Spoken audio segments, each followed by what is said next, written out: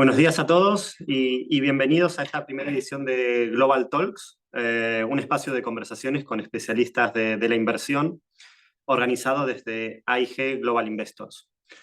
Hoy tenemos una sesión especial denominada Catalizadores del Valor y viene un poco a raíz de indagar y mantener ese análisis de lo que es la inversión value.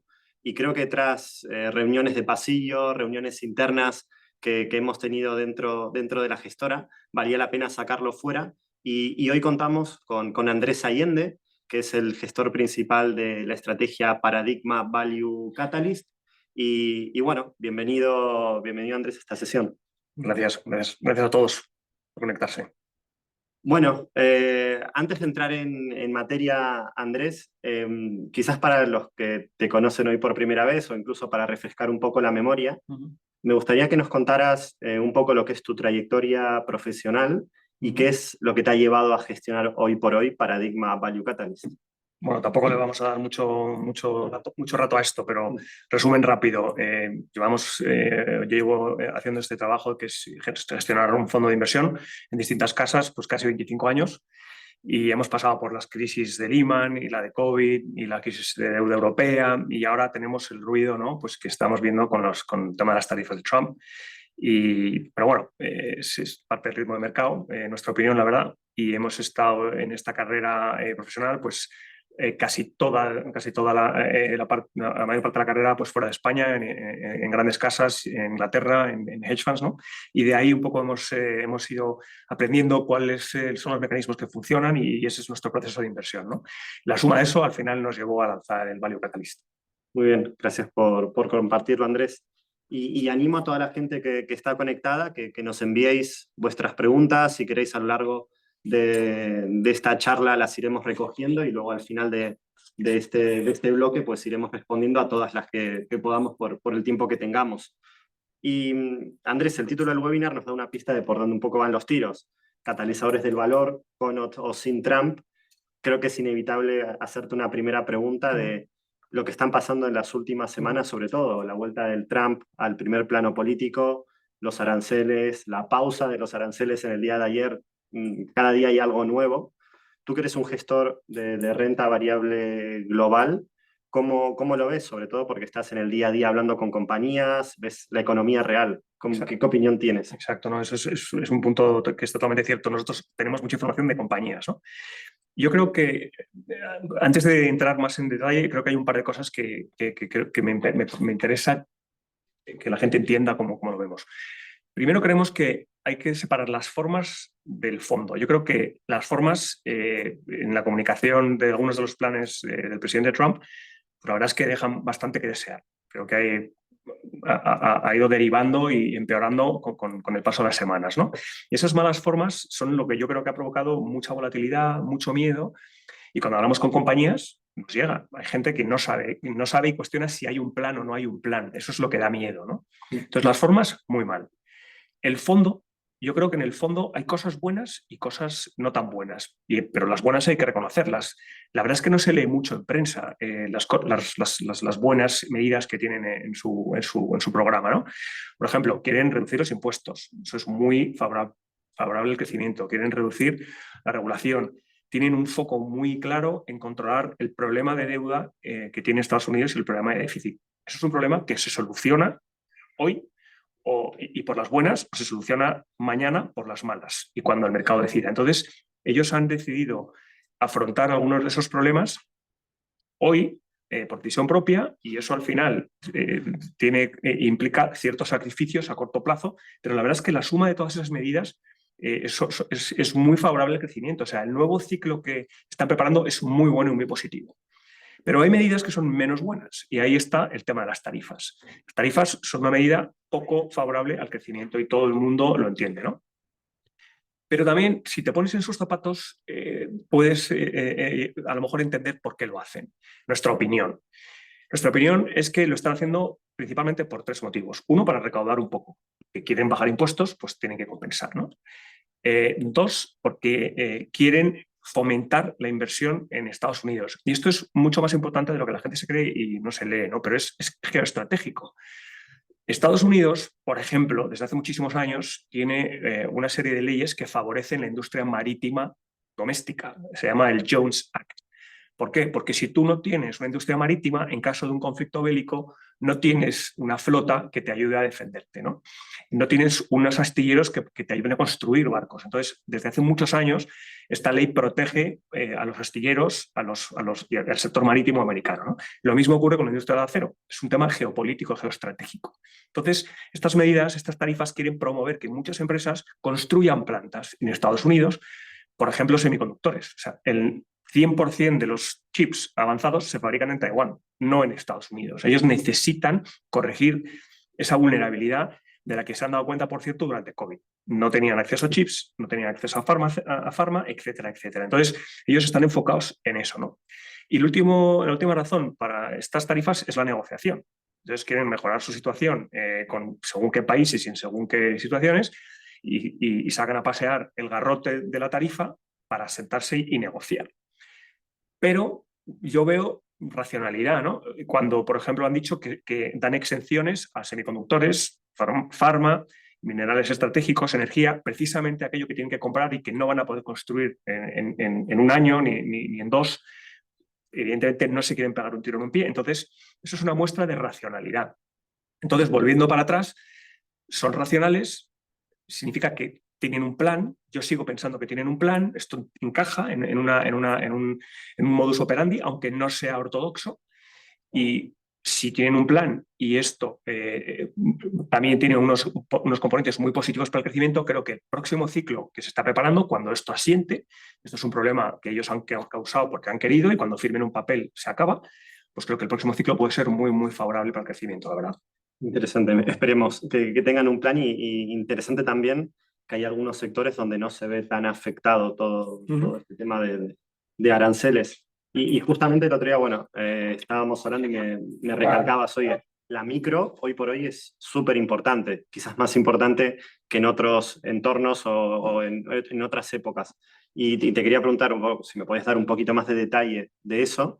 Y por qué hoy tiene más sentido mirar compañía a compañía y quizás salirse un poco del ruido que vemos en las últimas semanas, últimos meses en los mercados. Pues bueno, la verdad es que nosotros siempre tenemos el foco sobre todo puesto en la micro, pero lo que es muy interesante es que cuando hay estos episodios de pánico en el mercado que está habiendo, pues arrastra lo bueno a la vez que arrastra lo malo, ¿no? Entonces, por dar alguna anécdota, por ejemplo, Ferrari, que es una compañía que no tenemos en cartera, ¿no? Pero es una compañía que ha caído un 20% y todo el mundo entenderá que el señor que se quiere comprar un Ferrari no le importa mucho, no depende del PIB ni del crecimiento de este año, que digamos que ya tiene digamos, un patrimonio que le permite tener un Ferrari, probablemente tiene 2 o 3 Ferraris, ¿no? O sea, que lo va a comprar igual. Y Ferrari, que por otro lado tiene esa marca, la semana pasada dijo, bueno, oye, como hay tarifas, subo mis precios un 10%. Y lo van a vender igual. Entonces, ¿qué sentido tiene que Ferrari caiga cuando cae el mercado? Si Ferrari va a funcionar igual, ¿no? O, por ejemplo, los chips más avanzados. Volvemos a hablar de los chips. Pues los chips más avanzados se fabrican por monopolios. El fabricante monopolio de estos chips es Taiwan Semiconductors, por ejemplo. Primero, están exentos por las tarifas. Segundo, si quieres mantener tu liderazgo en inteligencia artificial, por ejemplo, pues tendrás que comprar los chips de Taiwan fabricados por Taiwan Semiconductors. Y si tienes que pagar una tarifa, si la ponen, que como digo, están exentos, la pagarás. Teniendo en cuenta además el precio del chip es el 10%, el coste de fabricación es el 10% del precio del chip final de Nvidia, o sea, es irrelevante. Entonces, ¿por qué ha caído Taiwan Semiconductors un 30%? Por cierto, acaban de salir sus ventas de marzo hoy, más 40% en el año. Ha caído, ¿no? Ha sido arrastrada por el mercado, ¿no? Entonces, hay otros tipos de productos, por ejemplo, cuya demanda es absolutamente inelástica. La energía. Si pensamos que todo este ruido y distorsión puede crear una recesión, es posible, que quién lo sabe, todavía no hay certeza. Si esto se arregla rápido, no la habría. Pero es que la energía, el consumo de energía, no cae en las recesiones, no ha caído históricamente en ninguna recesión y tenemos varias para mirar, ¿no? Entonces, bueno, al final, ese análisis micro te permite encontrar compañías que tienen productos con marca o que son productos exentos, o productos que son monopolísticos, o productos cuya demanda es inelástica. también te permite encontrar compañías sin deuda que han caído como si tuvieran, o te permite encontrar compañías con gran margen que te permite absorber una tarifa a diferencia de otras, ¿no? Entonces, este es el tipo de mercado donde los que tienen miedo o los que tienen un límite temporal tienen que vender, y los que tienen un buen mandato y un buen proceso de inversión pueden comprar, ¿no? Y esa es la gran ventaja. Interesante, me queda claro que ahí lo que es importante hoy por hoy es ver aquellos productos que quizás tengan una demanda un poco más inelástica y no tanto elástica. Vale, ya vamos a entrar un poco más, bajando al terreno más concreto. Te quería preguntar, Andrés, ¿qué compañías tenéis actualmente en cartera? ¿Qué estáis viendo también? Quizás repito mucho, pero en las últimas semanas, porque es donde estamos viendo más volatilidad. ¿Qué es lo que tenéis hoy por hoy? Y bueno, que nos cuentes un poquito más de detalle de lo que tenéis ahí en la cartera. Pues mira, creo que antes de entrar casi en la cartera, creo que lo importante es recalcar que este no es un mercado que se vende o que haya que vender, sino que es un mercado que hay que comprar, ¿no? Que estamos en un punto bastante significativo de pánico y de movimientos rápidos en el mercado, pero que tampoco es tan diferente de lo que ha habido, que el mercado cada año y medio cae un 10%, que es una pequeña corrección, y cada 2 o 3 años cae un 20%, y estamos en eso, en un 20%. Es muchísimo, en mi opinión, nuestra opinión es mucho menos dramático este nivel de incertidumbre por las tarifas, que depende, como decía, de que unos señores se sienten y firmen unos papeles y se acabó el problema, comparado con COVID, por ejemplo. En COVID pues era una situación totalmente sin precedentes: cuánta gente puede morir o no, cuánto tiempo va a estar cerrado o no, qué cadenas de valor se han roto y cuándo abren o no. Eso no tiene nada que ver. Esto es una situación que a mí me parece prácticamente, muy asumible, ¿no? Y una vez entendido que el mercado este no se debe vender, sino que se debe comprar, luego hay que entender que cuánto tardará en sanar, cuánto tardará en firmar ese papel. No lo sabemos. Nosotros tenemos una cartera en la que nuestras compañías, que ahora tenemos 28 compañías y son 28 proyectos, no paran de avanzar, ¿no? Entonces, esta cartera que tenemos ahora nosotros, por ejemplo, tiene un 90% de compañías no expuestas a las tarifas. El 90% no está expuesto. El 70% de la cartera no está expuesto a demanda discrecional que se pueda quitar o poner. Es demanda inelástica.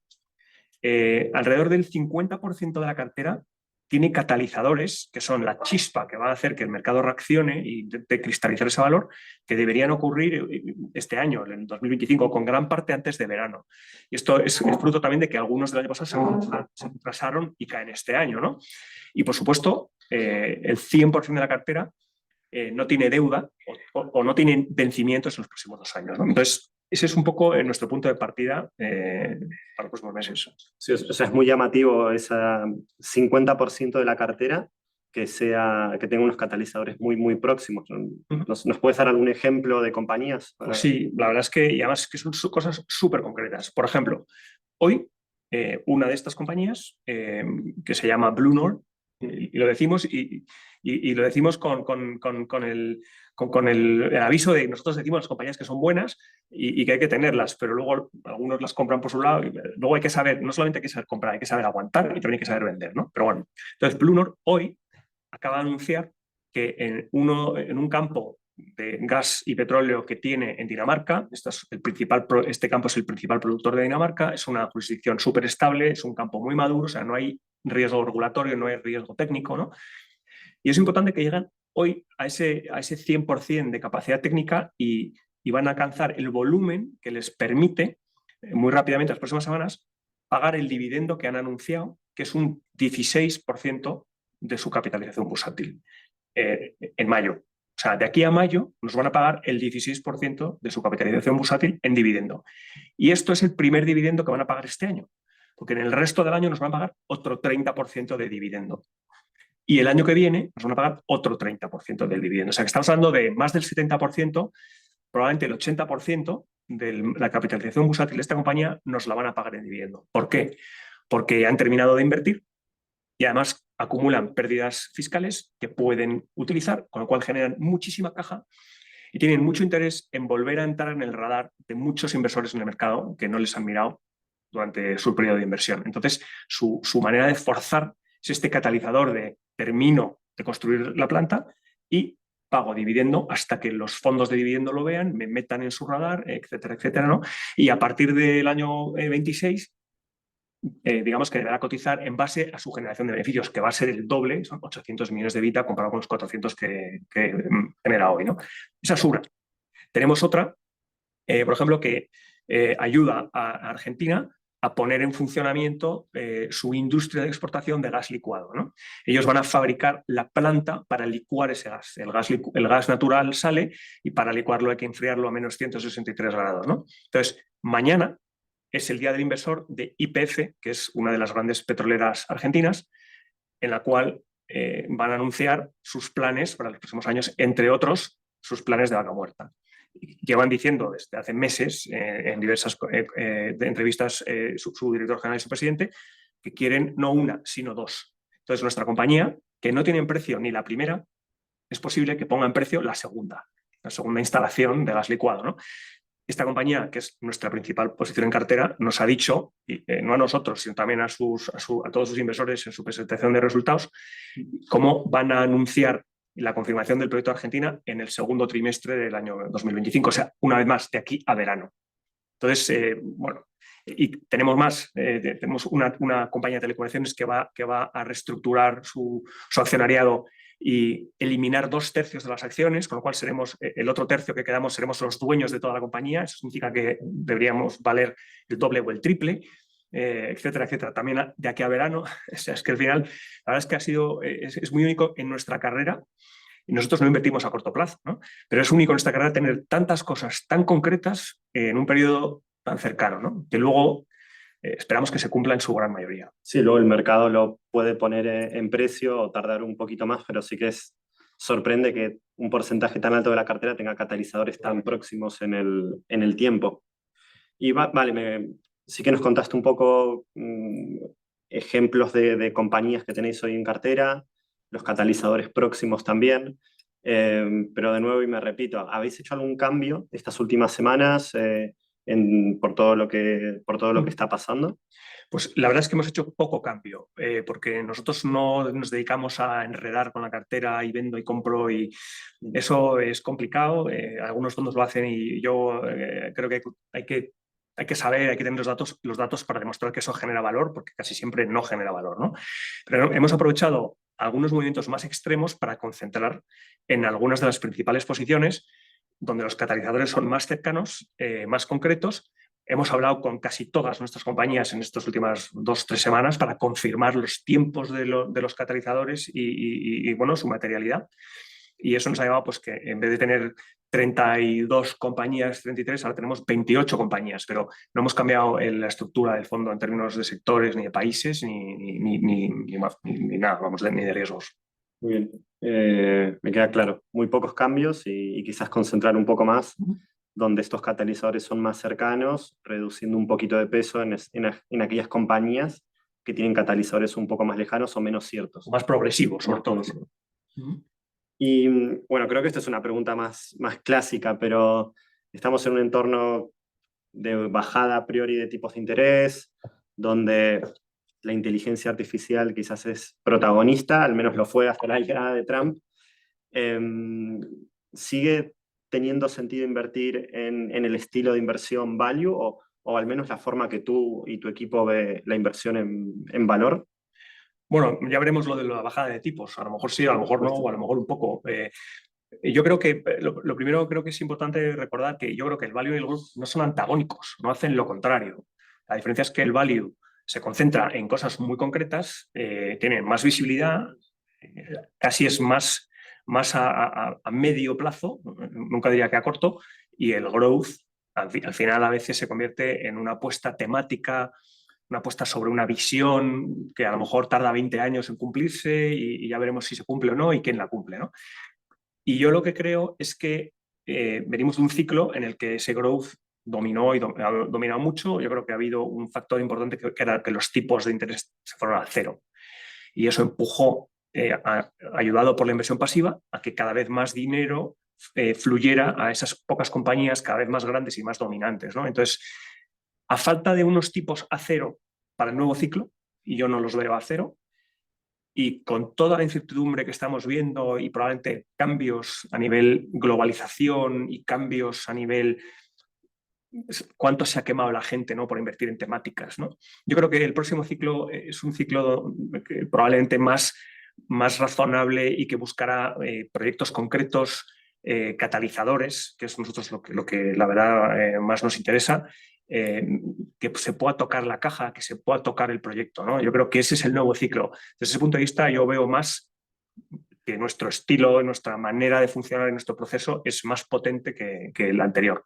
Sí. Pero la verdad es que somos agnósticos. Nosotros vamos a nuestras 28 compañías. Si no, nuestro lo cumple, estamos tranquilos y ya veremos qué hacer el resto del mercado, ¿no? Interesante, sí. Al final son como estilos complementarios y quizás en un momento del tiempo pues uno puede encajarme mejor que otro. Pero sí, y un poco volvemos también atrás a la parte micro, ¿no? Que es muy importante mirar compañía por compañía, las cuentas, dar seguimiento, que es un poco lo que hacéis vosotros. Y enseguida abrimos también el turno de preguntas. Y os animo a todos los que estéis conectados que enviéis preguntas a Andrés sobre cómo está viendo el mercado a nivel de su estrategia también. Pero para acabar, también quiero que nos digas, nos cuentes en un par de minutos cuál es el objetivo principal de Paradigma Value Catalyst, para que quien nos esté viendo sepa, oye, en 2 minutos, qué hace esta estrategia. Es útil para los que lo escuchan, pero también para nosotros mismos. O sea, que no nos olvidemos de lo que estamos intentando hacer, ¿no? Y lo que estamos intentando hacer es ganar dinero para los partícipes con una cartera concentrada de alrededor de 30 compañías. Nuestro objetivo cuando buscamos una compañía y manteniendo el equilibrio para no tener todo en una cosa ni en la otra, ¿no? Pero al final siempre buscamos compañías, aspiramos a ganar más de un 50% en cada compañía en 3 años. Eso es un 15 anualizado. Si acertamos en todas, un 15 anualizado. Si fallamos en alguna, otra tendrá que compensar. Pero eso es un poco nuestro objetivo, ¿no? Y nuestras palancas de rentabilidad, cuando estamos buscando estas compañías, al final siempre, y es una cosa relativamente sencilla, o sea, queremos compañías compradas con una valoración razonable, un value, pero con contexto. O sea, no todo tiene que valer lo mismo. Como un piso, depende de dónde esté, depende de qué negocio y qué país, puede ser más barato o un poco más caro. No todo tiene que ser lo más barato, pero tiene que tener value con contexto por sector o por país, ¿no? Tiene que tener catalizador. Catalizador, que es un proyecto concreto o un producto concreto, algo que nos ayuda a entender cómo esa línea de beneficios va a evolucionar de manera favorable, porque al final la bolsa es ese mecanismo tan sencillo que va donde van los beneficios. Y podemos enseñar siempre, enseñamos estas diapositivas donde se ve el SP500 y todo tipo de compañías, ¿no? Entonces, comprar bien, donde van los beneficios de la bolsa a través de sus catalizadores y finalmente dividendos si lo tienen. A veces nos pagan por esperar mientras los proyectos se van cumpliendo y a veces hay compañías que pagan extra para forzar la cristalización del valor, ¿no? Entonces, en base a esas 3 palancas, 30 y pocas compañías, o en este caso 28, intentar lograr ese objetivo. Y nosotros vamos a ese objetivo y el mercado va por el suyo y ya veremos dónde nos encontramos, ¿no? Pero si cumplimos con eso, creo que iremos en una muy buena dirección. Genial. Perfecto, Andrés. Oye, gracias por tu claridad, por compartir tu visión y por explicarnos con tanto detalle cómo estáis viendo el entorno actual y también la cartera dentro de vuestro fondo. Estoy viendo que ha llegado alguna pregunta. Te paso la primera. ¿Qué le pasa a la compañía Cosmos? Es una buena pregunta. Es una de las posiciones que llevamos, que tenemos la cartera desde el principio del lanzamiento del fondo. Cuando lanzamos el fondo ya estaba, desde el principio estaba más o menos a 1,5 euros por acción y está otra vez a 1,5 euros por acción. O sea, llegamos a ganar más de un 100% y ha vuelto a su punto de origen. No le pasa absolutamente nada. De hecho, hablamos con ellos antes de ayer. Hablamos con ellos, con las compañías, de una manera muy, muy constante, ¿no?